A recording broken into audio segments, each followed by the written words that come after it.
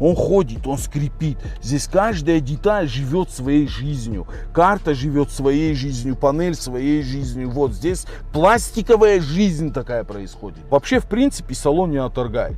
Он интереснее, чем 70. Здесь они остались, знаешь, как вот верны себе в мелочах. В этих кнопочках, даже селектор переключения КПП, хотя это вариатор, но они оставили селектор КПП такой классический. Само качество материалов, оно как у всех. Но оно пустое, бездушное. Экранчик, который, по сути, есть в любой китайской машине. В любой и даже круче. Здесь нет ничего суперсовременного, здесь нет ничего инновационного, здесь нет ни хренашеньки вообще. На китайский рынок, естественно, здесь еще духи какие-то. Я не знаю, что они такие там, блядь, парфюмеры, что ли, блядь, я не понимаю. В каждой китайской, да, здесь тоже 3 запаха есть. Мне нравится вот эта штука.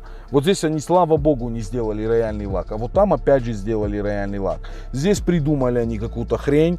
Вот здесь подсветочка у нас идет. Кстати, это все регулируется. Естественно, пахнет очень сильно китайщиной. В отличие, допустим, от того же самого Zikr, здесь очень приятно работать. То есть жить с этими кнопочками, касаться. То есть они тебя не раздражают так очень сильно.